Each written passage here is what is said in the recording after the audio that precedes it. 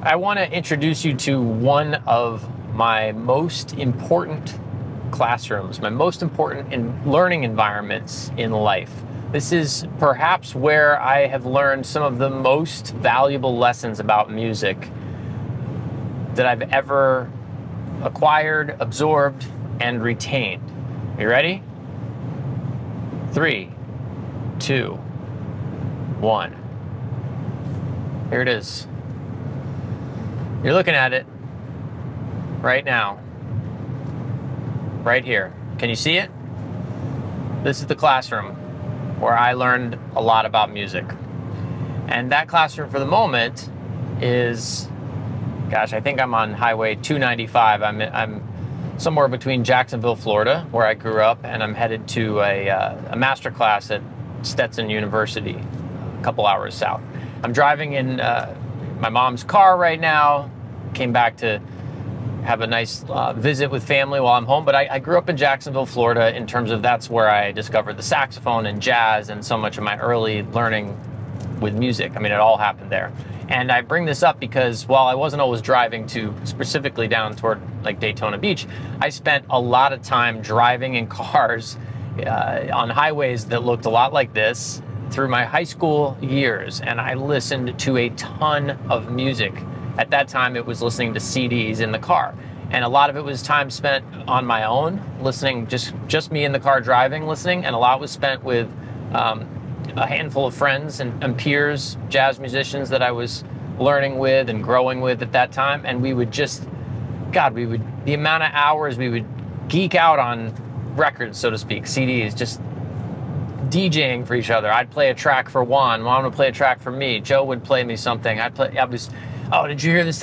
Alex just showed me this thing, I got to show you this thing, or Scott just played this thing, have you heard this record? Have you just in complete enthusiasm and excitement about and around recordings, and then that was mixed with opportunities to play. I would be these drives I was doing were often to a gig, or to sit in with somebody, or to somebody else's house to play with Abersalds, play duo sessions, or a brunch gig or whatever. Just, it didn't matter. If we had an opportunity to play a Sunday brunch gig, that was an opportunity to put into practice in sort of a safe way, in a performative way, but also like felt like a slightly non-judgmental way. Like, okay, I could be listening to these Stan Getz records in the car, this Cannonball Adderley record, this Miles Davis record, and then I'll go play this Sunday brunch gig outdoors on some patio where nobody's really paying close attention, but we want to sound good, we want to sound nice, and I could then try something. Oh, I could get lost on the form of a standard I was trying to learn and not worry too much that, I was going to get laughed out of the building. In retrospect, it was an incredible gift, an incredibly fertile learning time. This is all a bit of preamble to say, I'm going to put this down for a second, if I can. Let's see if this is going to work. I'm going to look pretty far away, but safer this way. So I bring all this up because here I am in this environment, and ironically, I can't really listen to the music right now because we can't listen to it together because the music's on my phone, and I'm using the phone to make this video. But in the past, I would have had CDs up here, and I'd be pulling CDs out and listening to music. And it was such a great way to learn about music because you're driving, so you're sort of doing something it's not passive, I don't know what you call this, limbic state or whatever, liminal state or something maybe. But meaning, I'm doing something that it doesn't require a ton of effort, but it requires focus and concentration, and then you could listen to music and absorb it, and I would be rewinding and re-listening. And again, this is what I'm getting at here is an answer to a question that came from a member of my saxophone studio who asked about a lesson of mine that now I think it was a lesson on a Hank Mobley solo, if I remember correctly. And his question was around, hey Bob, you mentioned that this lick that you're lifting from Hank Mobley takes place over the turnaround.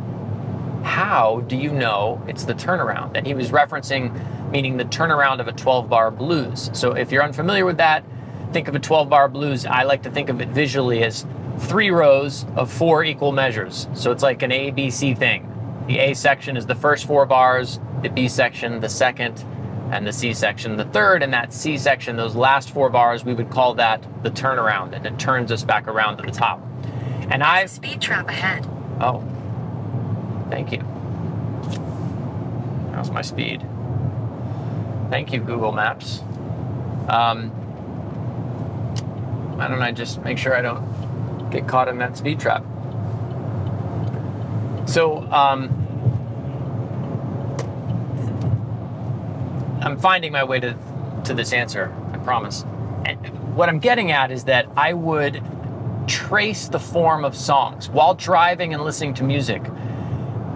Either A, I was putting on a piece of music that I knew right away was a blues. Why? How? Somebody I trusted had already told me and showed me it was a blues. And once you know what the sound and form of a 12-bar blues feels like, this is great, by the way, because when you don't know, it's completely mysterious. But once you know, it's like the light bulb is turned on forever. You will always understand what that blues sound and architecture and feeling is. I hear it. Here comes the 4 chord on measure 5, you know? And there's nearly an infinite way that you could fill the frame of what a 12-bar blues can be. You can fill that up harmonically. It could be a major blues, a minor blues, just a regular bar blues, meaning like a 1-4-5 blues. It could be an 8-bar blues. It could be a 16-bar blues, like Sonny Rollins' Doxy. It could be what's that song on Kinda Blue? I can't think of the title. Freddie the Freeloader. You could call that a 24-bar blues because the melody really requires 2 choruses and I believe like 1 or 2 chords slightly change. But over the blowing, it's basically a 12-bar blues. I digress. I mean, once you understand at the core what a 12-bar blues presents as, then you've got it. And so I could be listening to Bessie's Blues or Blue Monk or Tenor Madness, which I knew it was a blues, or Sunny Moon for 2. Somebody had showed me, check out this blues, Sunny Moon for 2. Okay, now I know it's a blues. So basically the answer to this question, and I'm forgetting now which of my students asked the question, but the answer to his question is like I would practice listening to the form. So the saxophone is not in my hands, but I'm actively listening to music and practicing tracing my way through the form. I'm visualizing the 12-bar blues as I'm listening to it. So I'm tracking in real time. Okay, we're in measure 1, 2, 3, 4. Here's what it sounds like when Coltrane goes to the 4 chord, or when Hank Mobley goes to the 4 chord, or when Cannonball Adderley, or Bill Evans, or Miles Davis, or Michael Brecker, or, you know, so I'm the blues form, or Branford Marsalis, or Wynton Marsalis, or Gene Ammons, or Coleman Hawkins, Ben Webster, Sonny Stitt, Charlie Parker, Hank Mobley, Joe Henderson. I mean, you know, all these different people are going to put their own personal twist inside of a form that's not changing. Again, harmonic content, tempo, those kinds of things are changing, but the form doesn't change. It's just like, this is maybe a weird analogy, but I'm driving on this highway, there are lanes, you know, there's 3 more or less identical lanes. The vehicles driving inside those lanes are merely infinitely different, you know, color, size, and whatever. But the lanes are the same, and the blues has these 3 lanes of 4 bars. So I would, through a lot of, I didn't think of it as practice, that's the thing. Now I'm talking to you saying that this is practice. I never thought of it as such. I never said, oh, I'm practicing listening, but that is exactly what I was doing and learning so much from. And that is what gave me the ability now when I hear Hank Mobley play a solo on, I believe the lesson was on Dig Dis. What is that, from Soul Station maybe?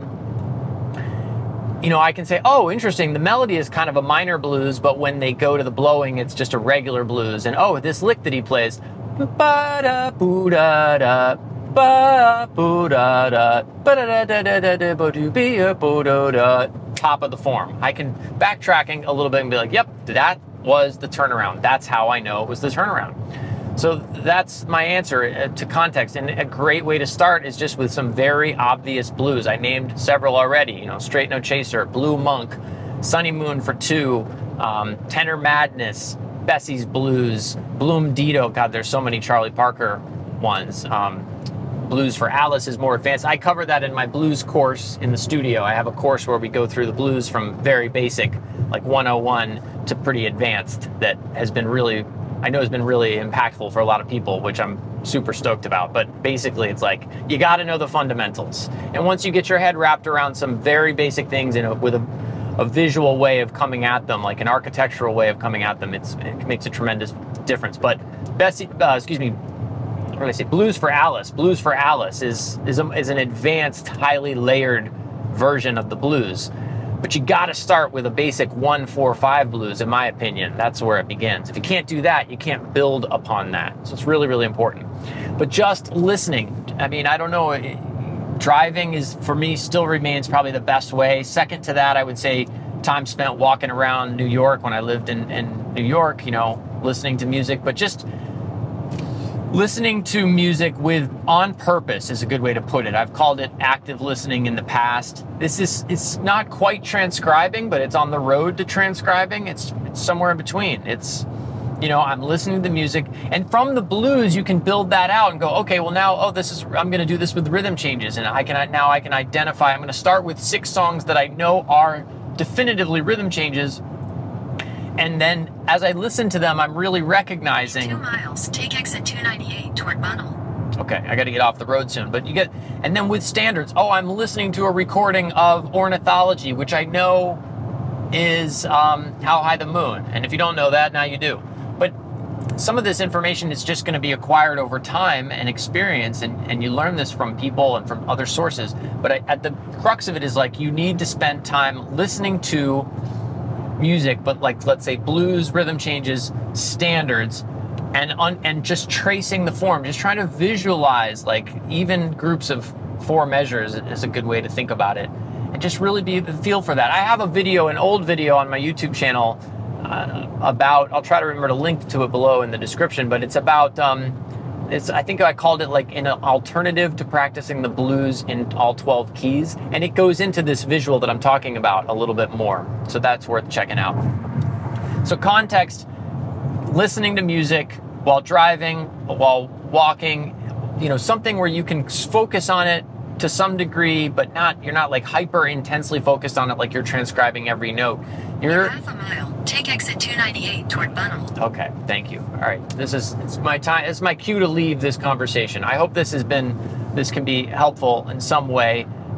Just take my word for it that it's worth getting over that hump. And once you do, like, I'm thinking of 3 or 4 other things that are similar. It's like, until you get it, it's so confusing. Yes. Okay. Then slide right onto the ramp to Bunnell. Okay, I'm getting out. All right, I got to figure out where I'm going now. Okay. All right, so listen to music while you're driving, but also pay attention to where you're driving.